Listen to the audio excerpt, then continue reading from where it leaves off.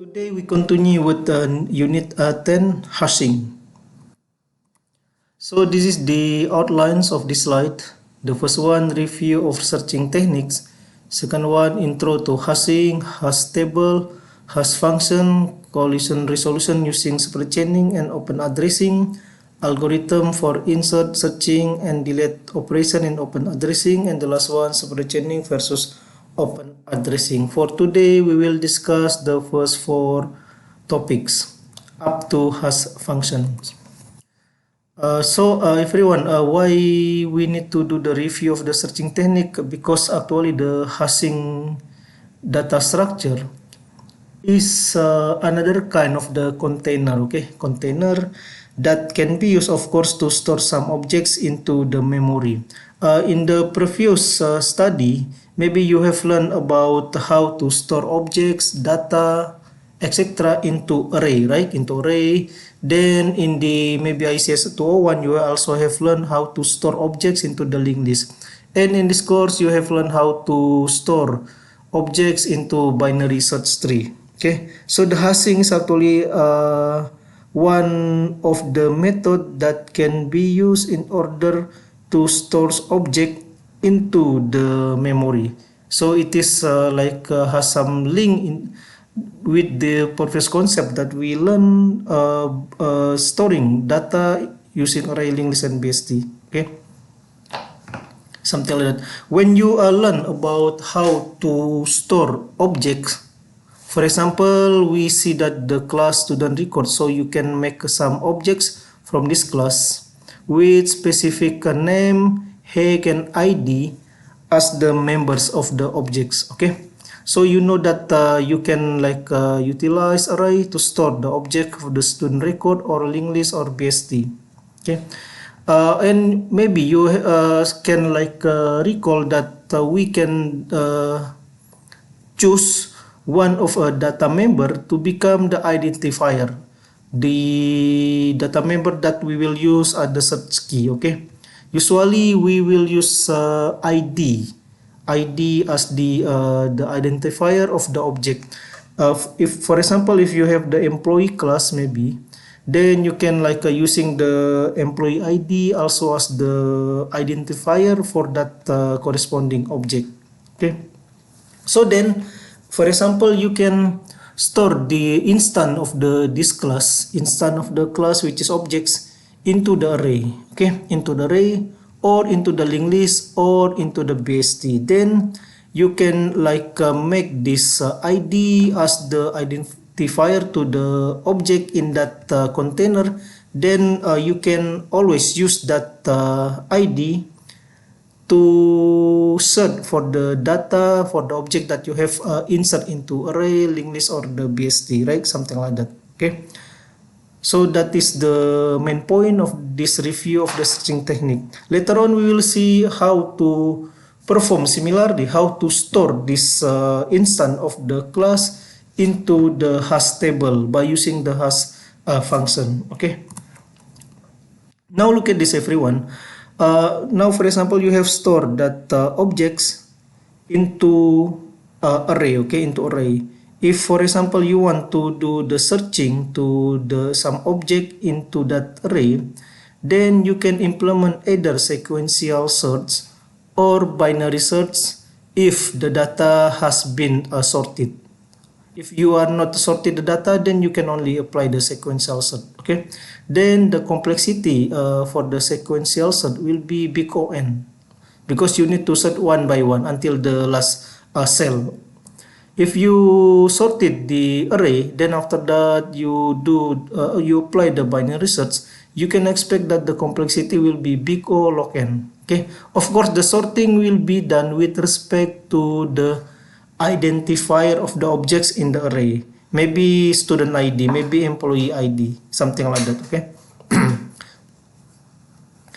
Then of course you can also implement the binary search tree to store that objects. Then when you want to search for some data, the efficiency of that of the searching operation will be big O log n. Okay, but in the worst case scenario, it will be big O(n) when the BST is like the linked list. In that case, the searching of the BST will be similar to the sequential search as in the unsorted array. Okay. And of course, you can always make the BST to be balanced by applying some mechanism, for example, the FL3 mechanism, then you will get guarantee that the searching will be big O log n. Okay. Now everyone, look at this. For example, now we are thinking about another technique, okay, another technique that will allow us to get more efficient searching operation to the objects that we want to store in the memory. Okay, you can see that we can implement the array. In that case, in the best case scenario, the searching will be big O log n if we sorted the data. Okay, if we are using the linked list, of course we cannot apply the binary search. Then we can only resort into the sequential search, in which the complexity will be big O n. Okay, and of course we can use the BST, but the complexity is still big O log n. Okay, so now actually there is a technique, there is a trick to make the searching of data in the memory to become much faster. Okay, we call that trick, we call that technique to be hashing. Okay, hashing. By using the hashing, actually we can get big O1 access without wasting a lot of space. Okay, now I will explain to you, okay, why this can be done. Look at this. The complexity written in your slide is to be big O1, but it is actually in general form should be big O some constant, but still it will be really fast compared to the other data structure.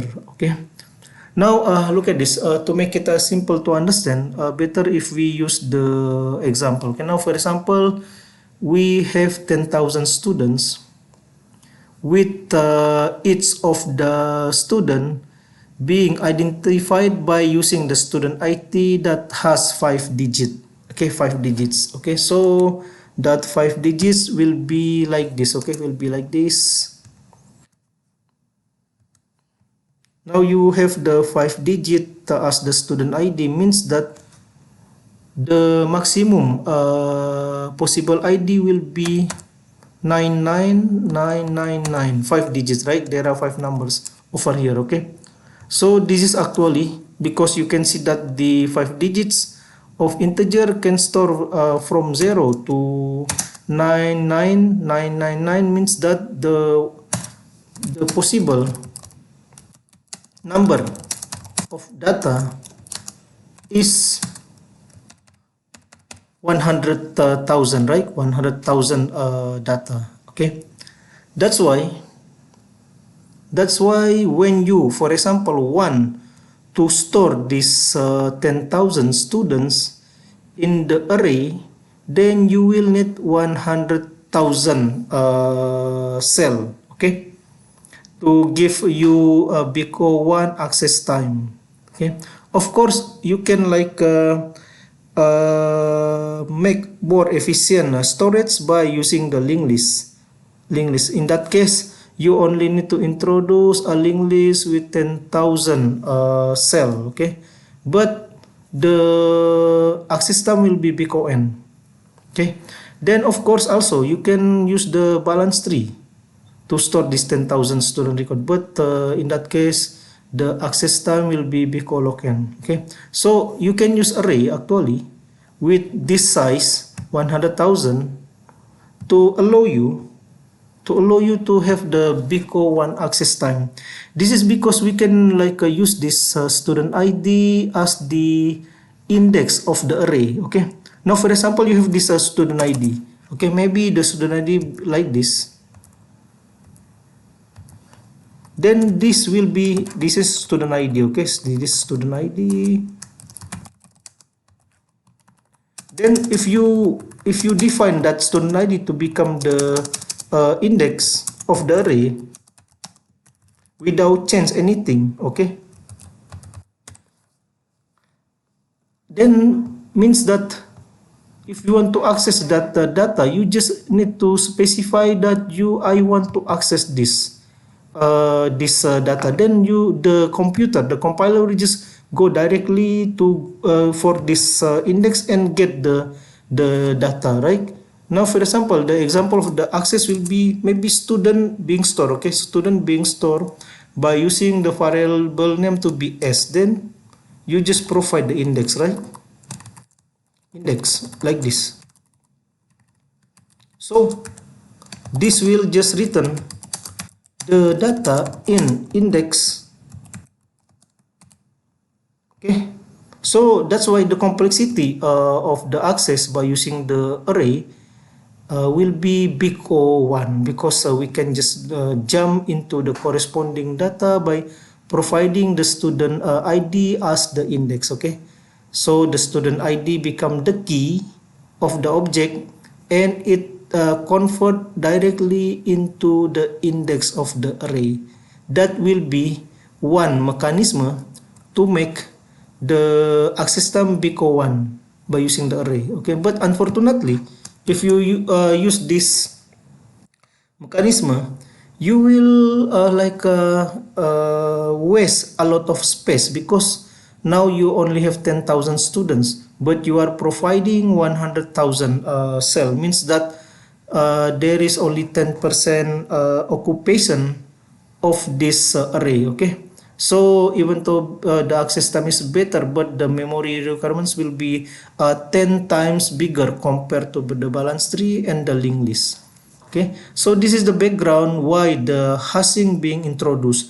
The hashing will be like the middle technique that will allow us to use the array to store some data with big O1 access time without wasting too much space. Okay, of course, because we are reducing the size of the array by using the hashing method, then we cannot really expect that the complexity will be big O1, but big O some constant. That's why the most correct one is not big O1 complexity for the hashing, but big O constant.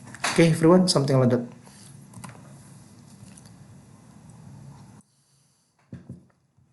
So this is the definition of the hashing. So hashing is a technique to convert key value into index of an array.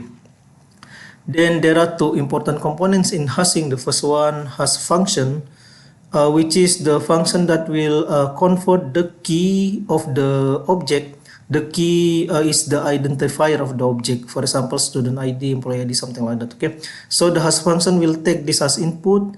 Then after that, we'll do some calculation to output the corresponding index in the array. Okay, the second one is hash table. Hash table is this one, which is actually the array. Okay, the array.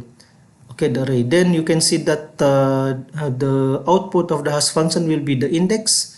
Then after that, we can find the other value data members of the object by looking at the second column, which is the value. Okay, so the hash table usually is an array. Okay. Then you can see that the first components in the first component in the hashing is the hash function. Hash function can be considered as the most important part of the hashing. Okay, so the hash function is the function that will transform a key from set k into an index in a table of size n. So the input to the hash function will be the key, the ID, then the output will be the index of array in the hash table, because this is the index of the array and the size of that array n. That's why the first value should be 0 and the last one should be n minus 1. Okay, so the hash table usually being implemented by array. That's why sometimes we call it to be array, sometimes we call it to be the table or hash table. And you can see that sometimes actually we can use the key that is not like a number, but can also a string, right? For example, now you can see that we can define the key, the ID of a house to be like the combination of the letter and a number, maybe A123, A110, B 101, something like that. In that case, because you are combining a letter with the number, then the ID will be a string, right? A string. That's why the key is not necessarily to be a number, but can also a string. Okay, and your hash function should be able to convert that string into the index in the table. Okay, and the most important concept when we when we use the hash function is something that we call collision. Okay, the collision is the case when different keys to hash to the same array location. Okay, so you for example have three objects that being hashed into the same index of the array, maybe 10. Okay, then at that time you need to use some mechanism to handle this collision. Okay, so the collision and the collision handling mechanism is the single most important aspect in hashing data structure. Without that, then we will not be able to store the data into hashing table, into hash table. Okay, so the collision is really important. Actually, it's the core concept that need to be learned properly in order for us to understand about the hashing, hash function, and hash table. As we see previously, there are two kind of the collision mechanism that will be learned in this slide, in this unit. The first one, spread chaining and open addressing. We will go to discuss about these two collision mechanism later on. Now to have concrete understanding about the hashing mechanism, let's us look at this example. Okay, now we have this kind of the data. There are three data members in this in each of the objects. The first one name, second one height, and the last one is the ID of this object. Okay, so you can see that by using our intuition, of course, we should take the ID as the identifier for these objects. Okay, now you can see that you of course can using array, big array maybe, to store this 1 2 3 4 5 6 7 and 8 objects. Okay, in that case, because you are for example, you want to have big O1 access to object, okay, to this object. In that case, you will need to introduce an array with size of 1 2 3 4 5 and 6. Okay, six digit, right? So the ID 6 digits means that you need 7 digits of the size of the array. 7 digits means that it will be million, right? Millions. So you need to have at least 1 millions in size for the array. This is really this is really space wasting, because you can see that you have only 8 items that you want to store, but you allocate 1 million size array. We can make the thing much more efficient, storage efficient, by using hashing mechanism. In that case, the first step that you need to do is to convert this ID, these big numbers, into a much smaller, okay, a much smaller integer that corresponds to the index of the array. Okay, one of the most use hashing hash function is the modulus operation. Okay, modulus. Okay, modulus operation. So this is the modulus operation, and 13 usually when we use the most used hash function, we provide the division by using the table size. Okay, the table size so means that we just want to use an array of 13 in size. Okay, in that case you can like dividing the id, the identifier of the object, modulus the table size, which is 13. Okay, then of course if you apply that, you can convert this big number into a number between 0 to 12, right? 0 to 12. So 0 to 12 corresponds to the index of the array, right? So now we can convert this big number into small one that correspond to the index of the array. Let's look at the result. Okay, so this is the result. This is the ID. We do the modules operation to it, then we get this number 6, 10, 8, 11, 5, 2, 1, and 11. Okay, so now we have this small number. Then we can insert the objects into this corresponding index of the array. Okay, for example, Z goes for index 6. Okay, Z in the index 6. Then Musab go for index 10. Then Rada go for index 8.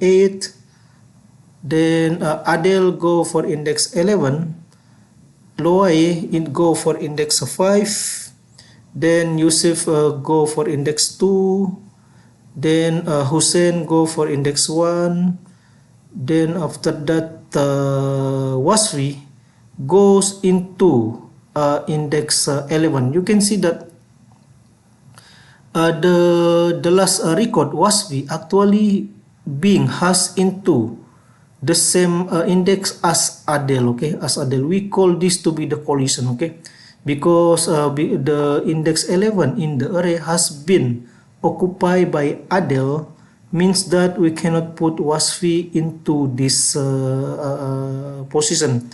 If we put this, as you can see that because the hash table, so this is hash table actually, is just array, so means that we will remove Adel.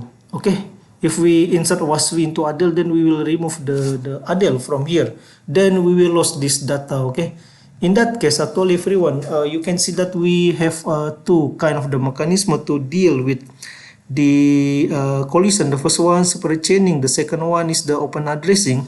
Now because we will learn about these two mechanisms later on, to make it simple, I will tell you that actually one of the technique that can be implemented to deal with this collision occur, what we do is just to shift the new data into the next position. Okay, which is in the 12. So Wasfi can be shifted into the index 12.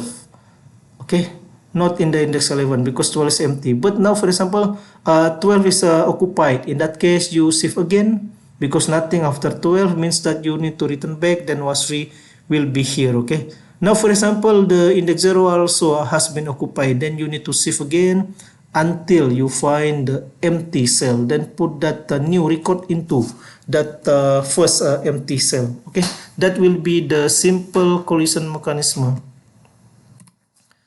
Okay, now hash table. The hash table is the array that we use in order to store the record. Okay, we use the hash function in order to find the exact location for the data to be inserted into the hash table. Then there are two types of hash table. Actually, this is the collision handling mechanism. The first one open address hash tables, and the second one separate chain hash table. Okay. In the open address hash table, we use one-dimensional array that being of course indexed by integer value, which is the index of the array itself, that compute by using hash function. In separate chain hash table, we use one-dimensional array of linked list. Okay, so the difference between the first and the second one, actually in the first one we only use the array, but in the second one we use the linked list. Okay, array of linked list that index by integer values that are computed again by using hash function. Okay, sometimes the hash table also refers as the scatter tables, because you can see that when we insert something into the hash tables, we are what we do is actually do the scattering, right? We put data, maybe the first data in the index 0, second data not into index 1, but maybe in the index 100 something, then that one maybe in the index 57. So it is like a scattering the data into the table. That's why hash table sometimes is called also as the scatter tables. There are typical hash table operation: initialization, insert, searching, and delete operation. We will learn about this later on. There are some detail about the hashing. The first one, static hashing. So in the static hashing, the hash function maps set key value to a fixed set of location. Second one, dynamic hashing. In dynamic hashing, a hash table can grow to handle more items. But in that case, of course, the hash function must be changed. Because you can see just example, we have learned about one example of the hash function, which is using the modulus operation with the table size as the denominator, right? Now you are change the size of the table, and of course the denominator of the modulus operation need to be changed. Maybe you change the size of table from 13 to 101, then means that the denominator need to be changed from 13 to 101. Okay. The next concept is load factor. Okay, the load factor is defined as the ratio of numbers of the keys, number of the object in the table to the size of the hash table. In the previous example, we have 8 object, and the size of the table is 13. So the load factor for that will be 8 divided by 13. Okay, 0 point something like that. Okay, then you can see that. As we can see in the previous example, when the load factors become high, and if you use the open addressing mechanism, which is actually the example that we discussed before, then there will be many collisions that happen if we want to insert a new data. That's why in the open addressing, usually we cannot have a high load factor. Okay. And of course, load factor that more than 1 is not possible in the open addressing. If the load factor is 1, means that the table has already full. There is no empty space, means that you cannot insert a new record. Okay.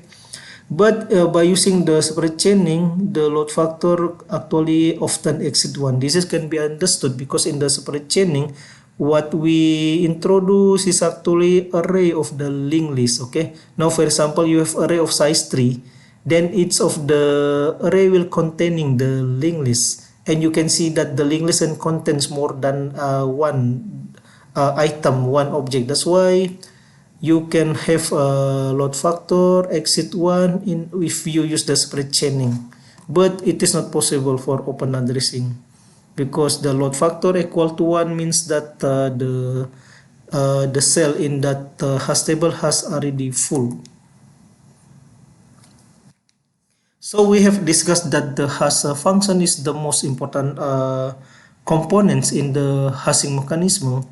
That's why and also the hash function is like the components that determine whether we can minimize the collision, because having many collision is not good in the hash table. If you have too many collision, then means that the complexity of accessing the data in the hash table will not good. Okay, maybe in the ideal situation you are expecting that the access time of the hashing mechanism will be big or some constant, but if the hash function is not good and it will introduce many collisions, means that it will take more time in order to fetch a data from the hash table.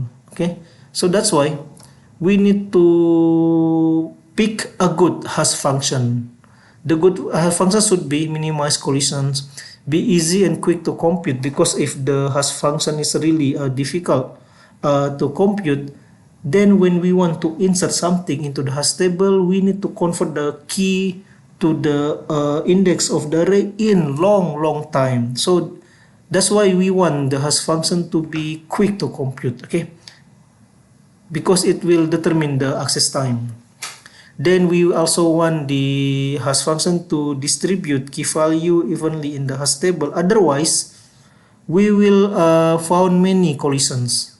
Okay, if the hash function put all the data maybe in the beginning of the array and left the remaining of the array to be empty, then you want to insert a new record, then it will go for the first index.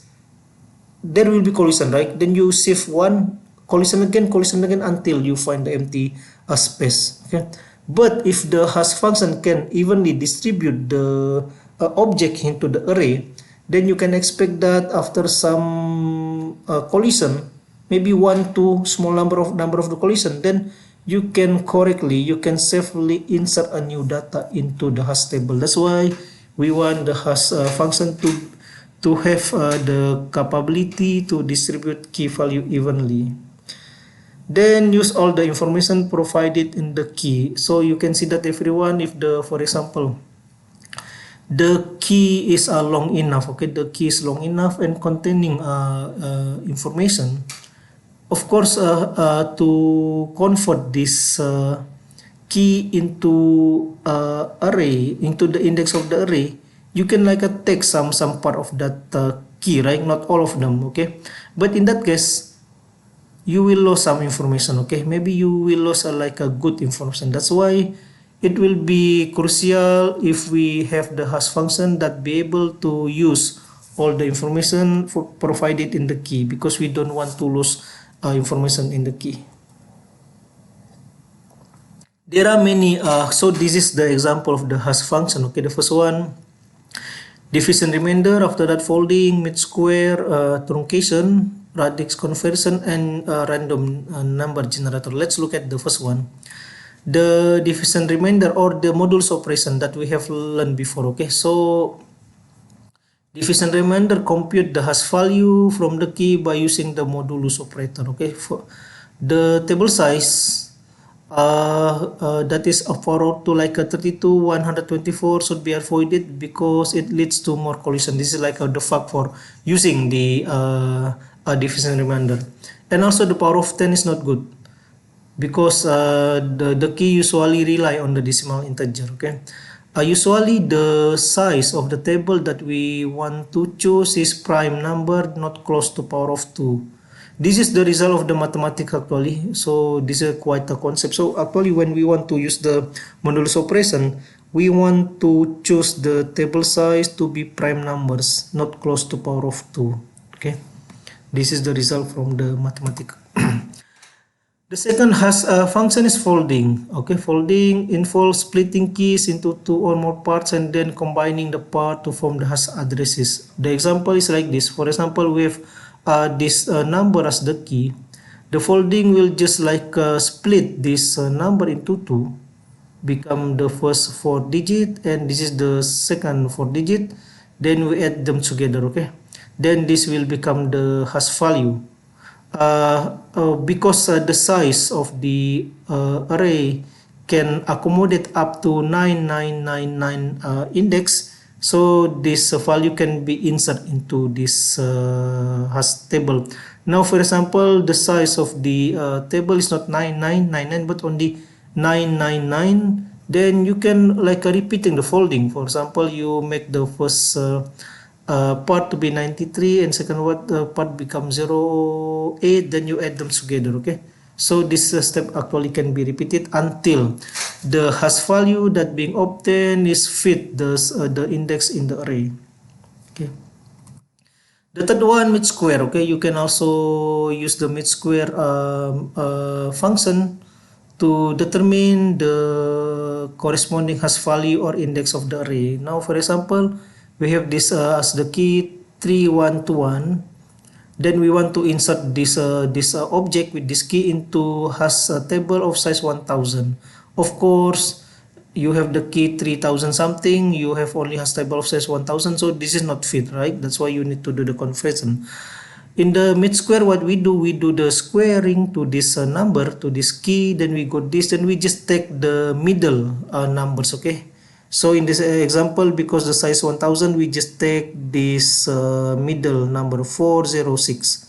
406 become the corresponding hash value, and also of course the index of the array. So we can insert that object into the index 406 into this hash table. The next one, truncation or digit or character extraction. Okay,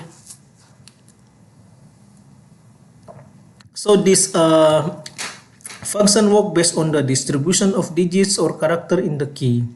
More evenly distributed digit positions are extracted and used for hashing purpose. For instance, student IDs or ISBN codes may contain common subsequence which may increase the likelihood of collision. So actually everyone, if you remember in our request tree, I use this hash function to determine which version of the question set that you need to take, right? At that time, if you remember that I chose the second last digit, not the last digit. You know why?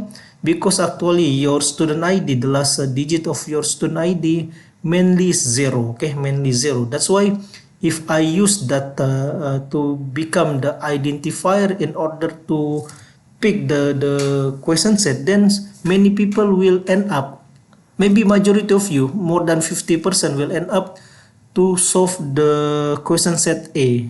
Okay, that's why at that time I choose the second last, because I saw that the second last number of your student ID is quite evenly distributed. Okay, so that is the example of the hash function that I applied when I determine the question set for you. The next one, radix conversion. Okay, so this function transform a key into another number base to obtain the hash value. Typically the number base other than base 10 and 2 calculate the hash address. Okay, so we usually don't want to use the base 10 or 2, because base 10 is our decimal number and base 2 is the base that we usually being used by the computer. We don't want to use this, otherwise if we use 10 and 2, then we will have more collision that compared to the other base. Now for example, we have this key that we want to insert into hash table with the size to be this one should be like 100,000, right? 100,000, right? Then you can see that our key is 55,000 something. This actually cannot fit into this indexing, because the indexing up to 99 and 99, right? So this is not fit.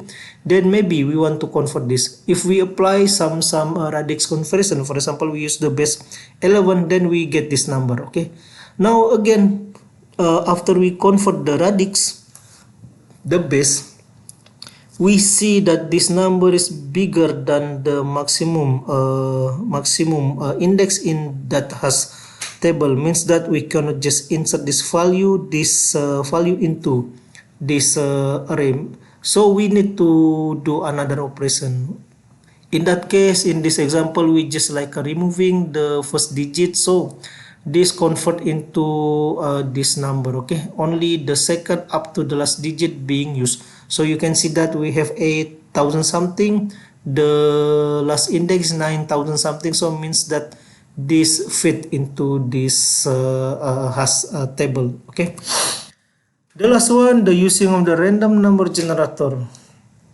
So in this case, we just use the key as the seed to generate the random number. Okay, but in this case you can see that if we discuss about the random number, mathematically the random number can be anything, right? Can be anything. So mathematically, if we are talking about the random number generator, for example, you are generating that by using some function. Actually the random number should be generated by using some function. Okay, some function. In the mathematics, it is like almost certain when you use the same seed number, then you can expect that the random number generated by the function must be the same. Okay, must be the same. So means that the random number can be used as the hash function, because using the same set number, you can expect that you will get the same output. Then we can use that output to become the index of the array. Later on, when we want to search for that data, we can repeat the step. Okay, we give that function the key that we want to find, then the function, the random number generator, will map that key to the same number that it has calculated before. Then you can find the correct data. Okay, so that's why there is a statement over here: the algorithm must ensure that it always generate the same random value for a given key. This is actually a fact in the mathematics. The random number generator must generate the same random value for a given key. Okay, but the second one, it is unlikely for two keys to yield the same random value, is something that unique for has a function that using the random number. Okay, so we are expecting that the random number generator will generate random value that evenly distribute, so that we can minimize the collision. This is some application of the hash table or hashing mechanism. The first one, database system, especially the database that require efficient random access, because you can see that the hashing mechanism allow to have the insert and the searching operation to be really efficient, big or constant. Okay. The second one, symbol tables. The tables used by compiler to maintain information about symbols from a program. The third one, data dictionary. You can see that the dictionary is this like a random data structure, right? So we can expect that the hash tables, hash mechanism will be the fit, the best scenario in order to store the data dictionary.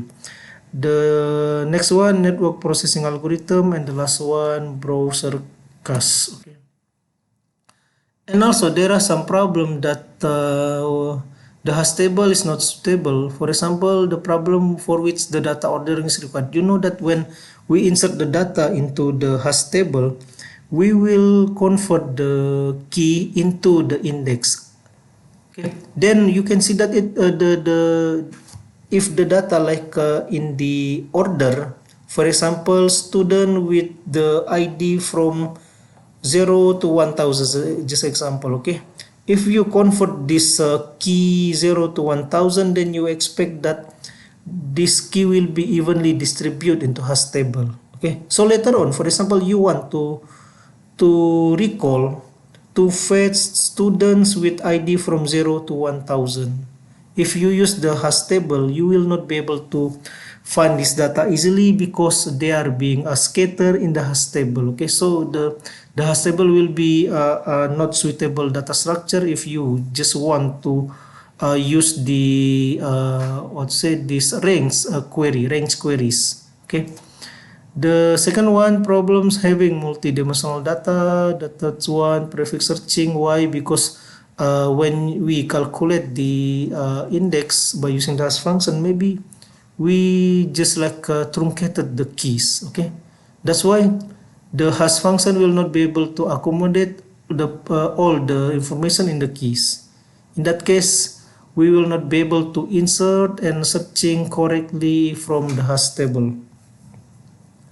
Then after that, problems that have dynamic data. The last one, problem in which the data doesn't have unique key. Of course, if the data doesn't have unique key, you will not be able to convert the key into the index by using the hash function. Okay, everyone, that's all for today. Now we have the class participation quiz. There are two questions. Okay, for you, the first one and second one. The first question is like an essay question.